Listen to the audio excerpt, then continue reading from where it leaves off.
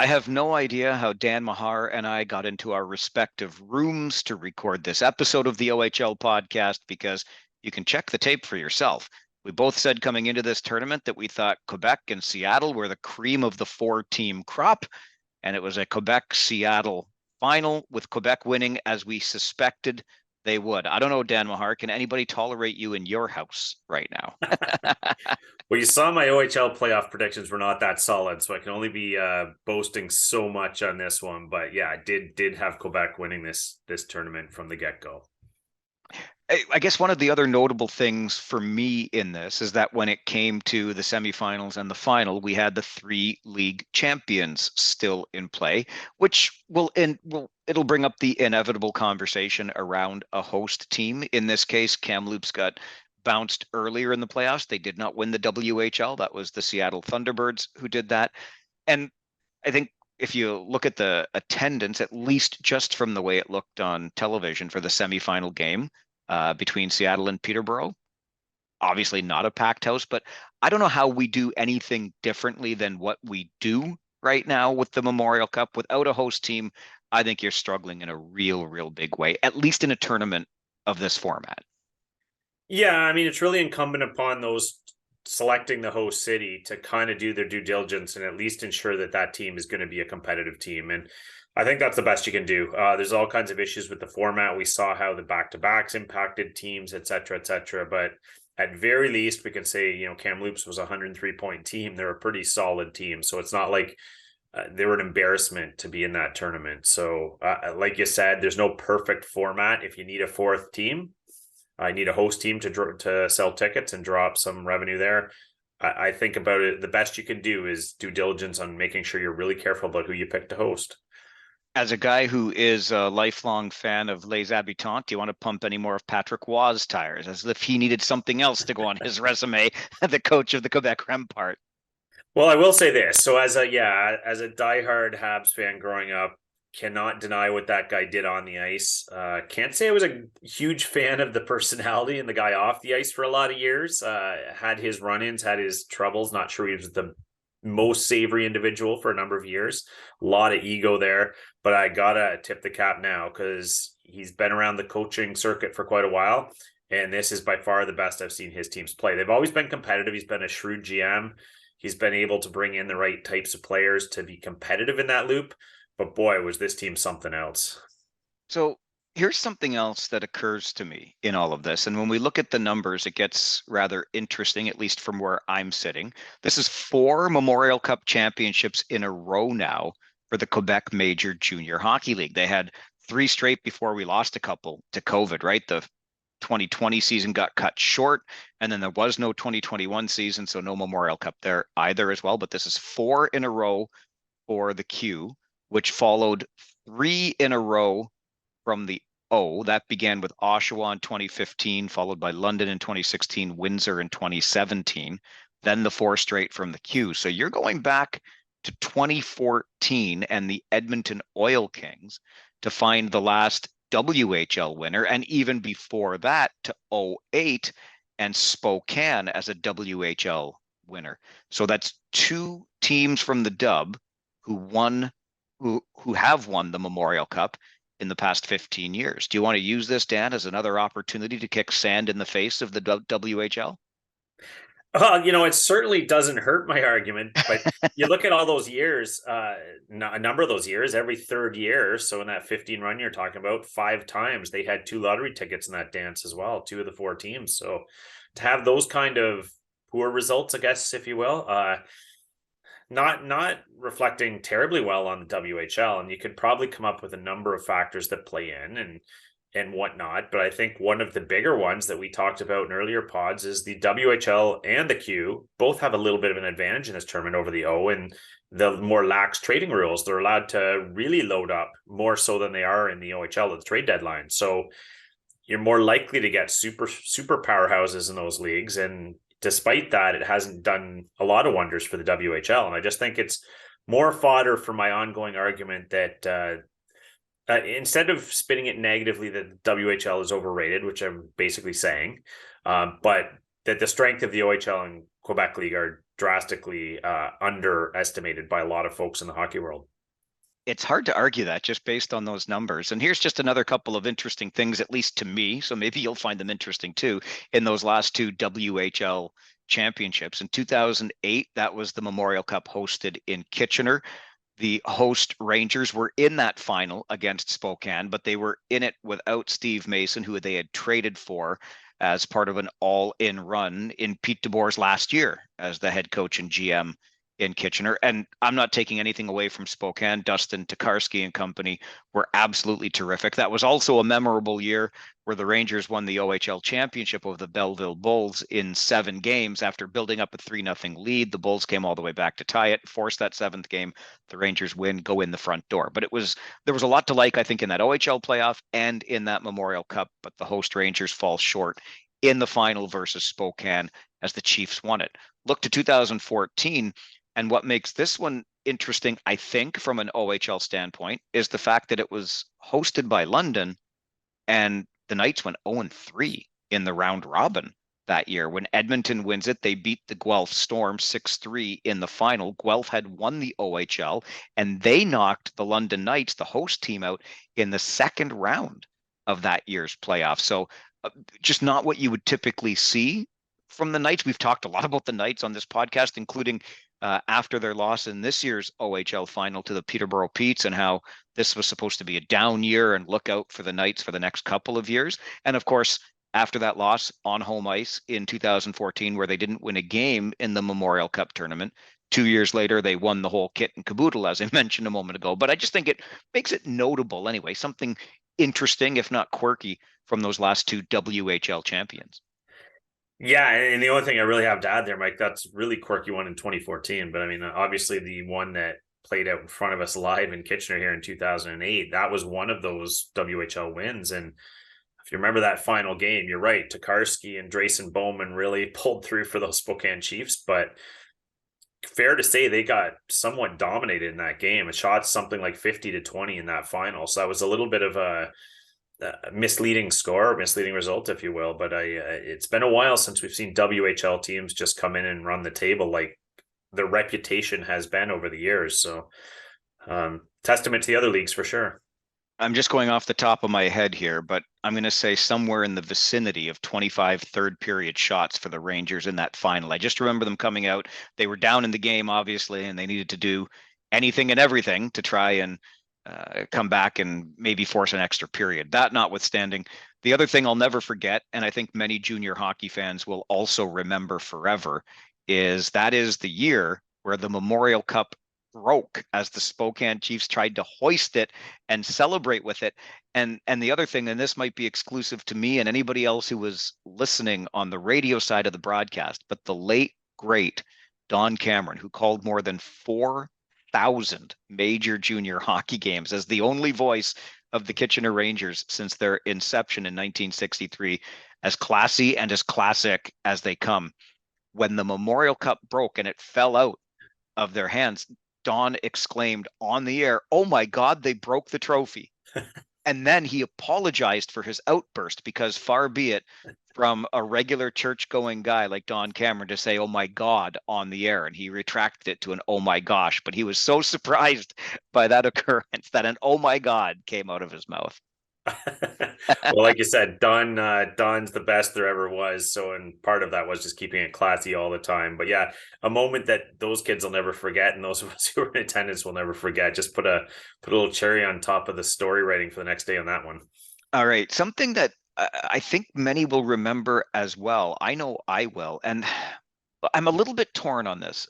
I will not tell a lie, because I believe in as best as one can in the heat of the moment, in the heat of battle, to try to be a good sport at all costs. And sometimes we slip, and that's why I'm not going to be too hard on Sean Spearing. I don't think it's necessarily the nicest thing to call a player on the other team a loser, but that's what we got. And the reason I'm mixed on this is because while I might not love that, I'm not going to pound on the kid for it, because what I did really love is that this was about as honest and as genuine as you can ever get in a player interview in any sport. Quite frankly, Sean Spearing, after the first period of the semifinal game versus Seattle, does the intermission interview And I guess there was an exchange at center ice during the ceremonial face-off with Lucas Ciona of the Seattle Thunderbirds. Spearing is asked about it in the intermission. He says, yeah, I don't know what to tell you. That guy's a loser. Honestly, that's all I can say. He's just a loser. I'm like, wow, thanks for the honesty, Sean Spearing. Yeah, and you could just tell from the way he answered that question that whatever transpired at that pregame, he was not very happy with. So whatever was said, it wasn't just your typical goading or baiting or things that go in one ear out the other. Whatever it was, set him off to the extent where he wasn't willing to extend much grace or courtesy to Lucas Ciona there.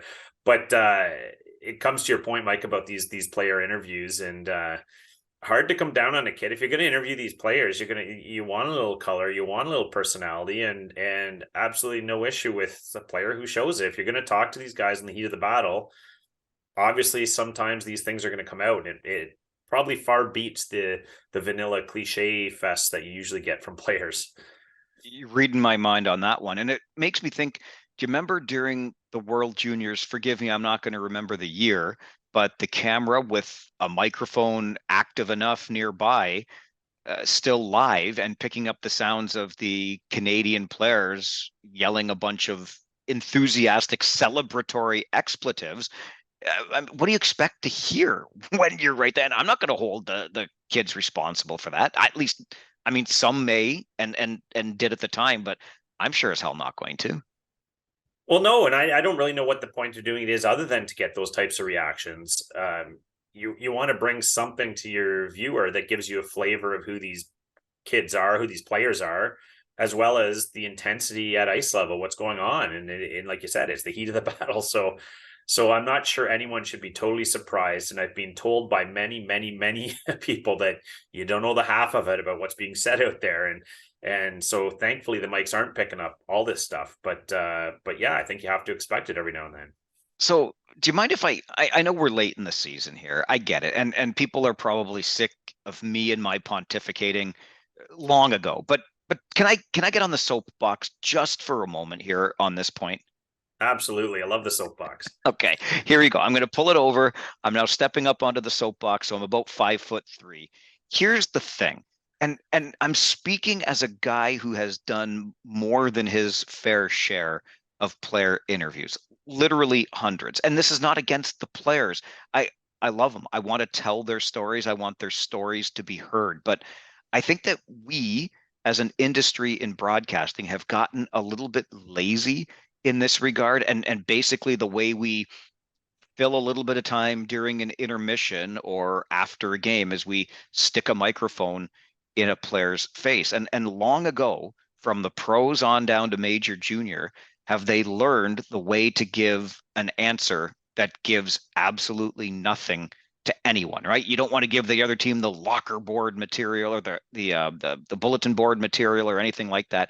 And I would like to see us get a little bit more creative. I'll take you back, and maybe this isn't creative because it's an old idea, but I don't know if you remember, Dan, when they used to do they call it the showdown on Hockey Night in Canada, the intermission show. So they'd have players out there competing, shooting targets, doing skating drills and stuff. Obviously, this was filmed beforehand, but the idea, I believe, is that that was being done so that you could see the player. The helmet's off, the face is full, the hair is flowing, especially if you're Guy Lafleur, etc. And you got a chance to kind of feel like you knew the player a little bit better. So I get it from that perspective when these interviews are being done. Maybe the helmet's off, you get a close up of the face, so you get to know that person better. But we got to do better than that because rarely do we get something as honest and as genuine as we just got from Sean Spearing. So I just don't know why we keep trotting out this same old tired idea. Well, I can agree with you more. I love the idea of creativity. Now that I know that when we've gone down the road of creativity in hockey, sometimes it's gone off the tracks, as we've seen, particularly with some American broadcasts. But I absolutely am 100% with you that we need to do better. Bring something new or some flavor to these things if you insist on doing them, because you're right. I mean, as someone who's watched God knows how many hockey games in my life, thousands, I can probably count on one hand the number of times I felt like I got something out of an intermission interview with any of those players. And mostly the questions are just so softball. What do you expect them to say? Like, walk me through your goal. what do you need to do in the third period? Like these types of questions. I know that reporters can only do so much or ask so much, but I don't know who's getting anything out of those other than the family of the player says, hey, they're interviewing our guy. Like what? But other than that, there's really not much. Yeah, I think that it might be time. So I'm putting the call out to all of my colleagues on this side of the broadcasts to maybe, I don't know what we do. And I know that things like the showdown, at least at the professional level, don't exist anymore because of contracts and collective bargaining agreements and all these different things with the amount of time that is required of players outside of games already as it is. But hopefully we can find a way to tell some better stories and create some slightly more compelling content, unless the whole idea here is that it's like a lottery and every once in a while you're going to get a Sean Spearing calling another guy a loser. Maybe maybe that's what we're waiting for.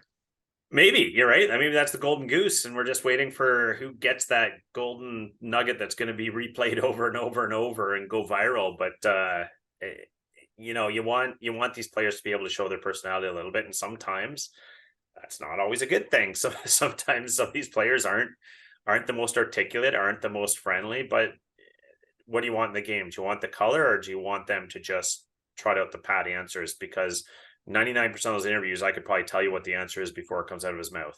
You know, So to that end, we send a sincere thank you to you, Mr. Sean Spearing. Thank you for entertaining us with your intermission interview. Okay, if that if that is my soapbox for this episode of the OHL podcast, I think Dan wants to get on his for a moment. And is it possible?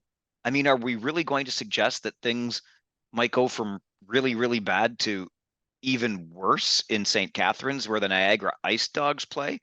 Could be, as we've still got lots to discuss on this episode of the OHL podcast. So, Dan, you saw something in Kamloops that you liked, and maybe this is like a public service announcement for fans of the great game of hockey. yeah, and maybe it's a minor point, and I'll credit OHL reporting colleague of yours, Terry Doyle, with bringing this to my where I first saw it. Was these wide signs on the top stair of every aisle at the Kamloops Arena that say "Stop, do not enter during play." And this seems like the most obvious thing to anyone who's ever attended a live event. You don't come back and forth from your seat during play or during the performance. But there are more and more people that seem to neglect that and ignore that. So I think why not? It can't hurt to have that rather large visual reminder of just about courtesy to your fellow fans. And it reminded me of a conversation I had with a colleague of mine not long ago who went to a Toronto Blue Jays game this year, and I asked how it was and expected to hear, oh, it was great. It was great. All I heard about was how the game was ruined by people coming and going during the play. And they said they felt like they were standing up half the game, up and down, up and down, up and down, just person after person, those long rows leaving during the play and coming in during the play. So it seems like common courtesy, but I'm not sure it is, Mike. And I think the idea that the Kamloops Arena staff came up with is terrific. I hope that because they came up with this idea and they put that sign there, not only is it adhered to by the fans in the building, but that the ushers working every section, obviously, would also enforce it. Because I think sometimes there's either an intimidation factor or, frankly, a I don't care factor, do whatever you want. But I think your point, Dan, with your colleague and his experience at the game speaks volumes. I remember a lifetime ago, I was sitting on a volunteer committee with Kitchener-Waterloo Oktoberfest. And if you know anything about the region of Waterloo, that's a really big deal, right? It's the biggest Bavarian bash outside of Munich, and we celebrate it every fall here in the region. It's a really big deal. Lots of history, lots of tradition. And the gentleman who was running this committee was he kept drilling home to us that while we're out there volunteering, yeah, obviously we get to be in great environments and have a good time, but it's all about making sure that the people who are coming into those fest halls are having a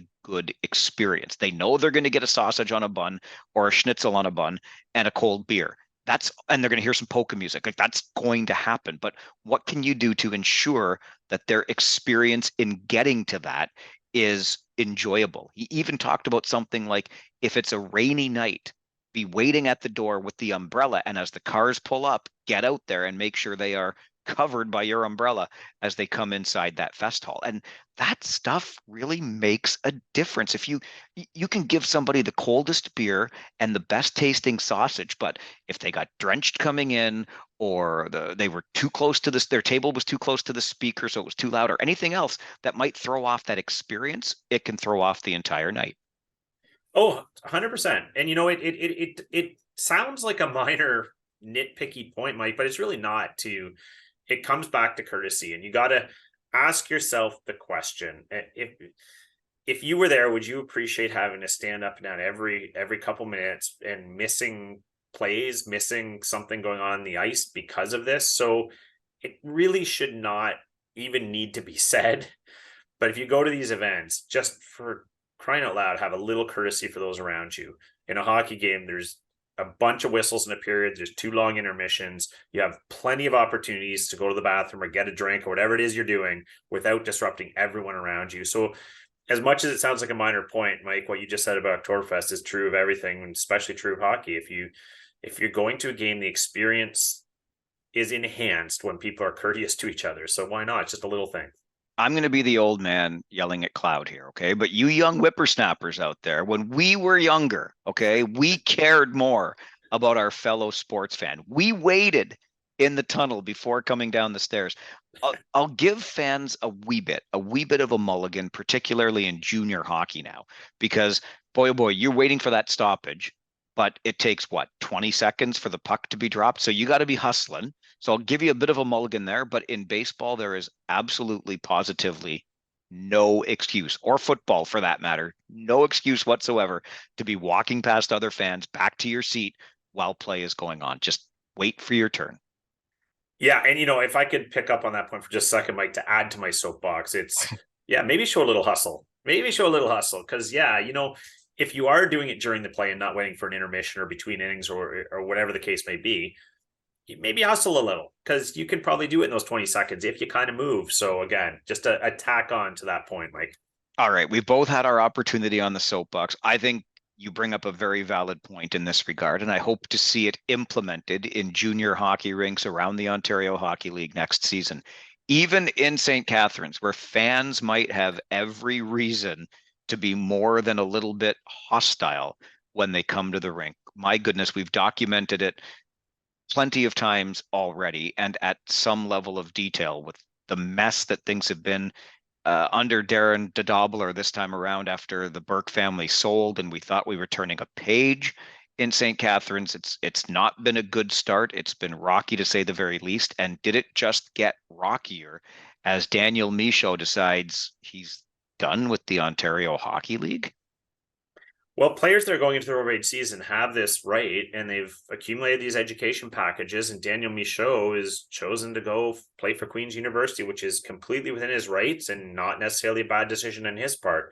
It's a little bit rare, though, and to see a player forego his overage season like he's doing. And unfortunately, Daniel Michaud is one of the few bright spots for the Niagara Ice Dogs this year. So, like you said, bad situation getting worse, and it all comes full circle to what you just described as being a down year for Niagara in all regards. Lots of off ice comedy, if you will, and that has consequences when you run an operation like that. Sometimes you're going to get unintended consequences, like we're seeing with Daniel Michaud when he's considering his options for next year. Most of these players in his situation, yeah, great, I'm going to have another trip around the O this year and try and find some pro eyes on my game and see where it goes from there. He just looked at that gong show that existed last year and said, yeah, not doing it again. Queens, I'm coming your way. So yeah, run a circus and you'll get some sort of results sometimes like this, and it's too bad for the fans. Yeah, and your point on the caliber of player that Michaud is, not to take away from any others, but this is a guy that certainly ranks near the top of that roster. It's not like he was a fourth line guy getting 6 or 7 or 8 minutes a night. He factors into that Ice Dogs hockey club, and to see him forego his victory lap, if you will, around the Ontario Hockey League, I think is pretty telling of how bumpy the road is right now in St. Catharines for sure. Yeah, and Mike, not just the people in St. Catharines should take note, but I'm pretty sure the league should take note here too, because the goal at the end of the day is to have the best possible league you can have in terms of talent. And they're always have their eyes on recruitment versus players that might go to the US, trying to recruit them to come to the OHL. This is heavy business for them. So when you have good, strong, overage players like this leaving to attend university because of questionable operations in a city, that's got to get the attention of the league, and they have to try and see what they can do to fix this kind of thing. Because you don't want players exiting the league for any reason before their time. Okay, speaking of bumpy, I think the road ahead will be a little bit like that for the Peterborough Petes. So we didn't really script this one out or put it on our plot points today, Dan, but I think it's worth at least mentioning. And this is not a knock. When you load up for a Memorial Cup run, you know the next year is probably going to be a lean year. And that's likely the case in the lift lock city of Peterborough. But I think we should also acknowledge, a week ago when we were talking, we thought, boy, oh boy, the Petes have their work cut out for them, and they got themselves through the tiebreaker into the semifinal.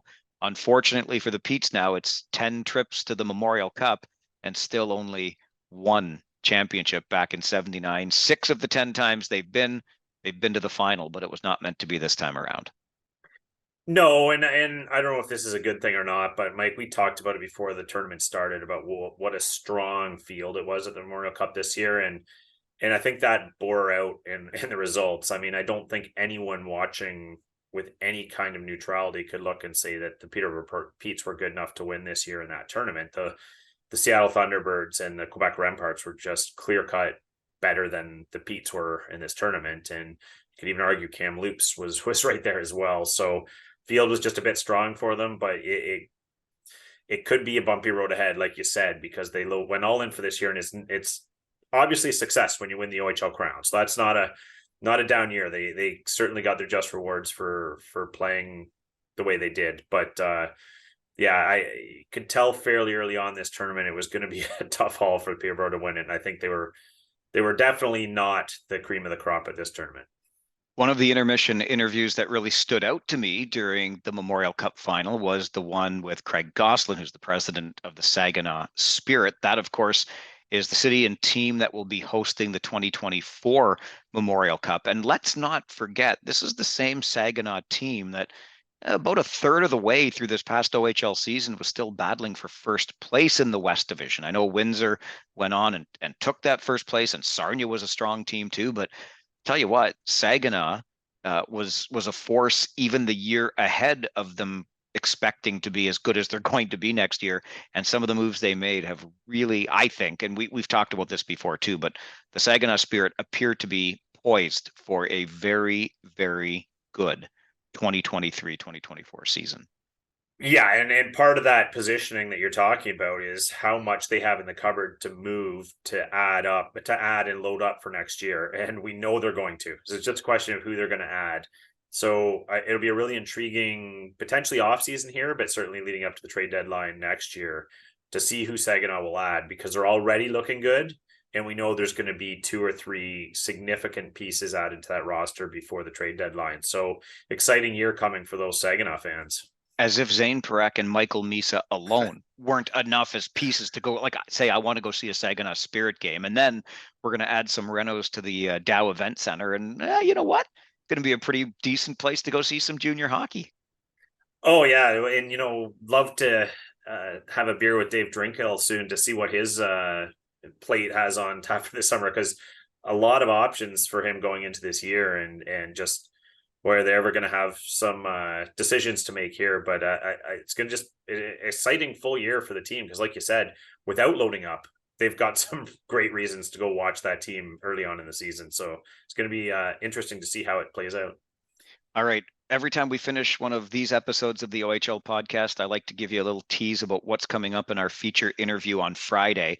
And we're going to break new ground this week. Our very first owner, current team owner, is going to join the OHL podcast for a feature interview.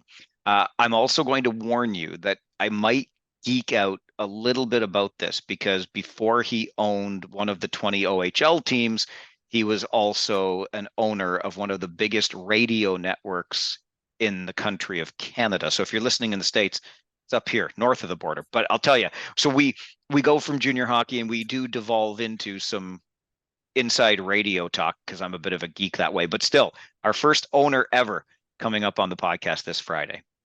Nice. Great, a great groundbreaking get here, Mike. And hopefully we haven't said anything too negative about his team this year. So I think we're okay. I think we'll be on good enough speaking terms, and we'll stay on that after this upcoming episode. All right, that guy over there is Dan Mahar. Find him on Twitter at Dan Mahar, just like his name. I'm Mike Farwell at Farwell_OHL. And don't forget to send us an email anytime, ohlpodcast@rogers.com. Give us a like, subscribe, and we'll keep the episodes coming for you. The best junior hockey podcast in the entire province of Ontario. I'm still coming after the Pipeline show out west, but we'll give them the nod for now. Thanks for listening to the OHL podcast.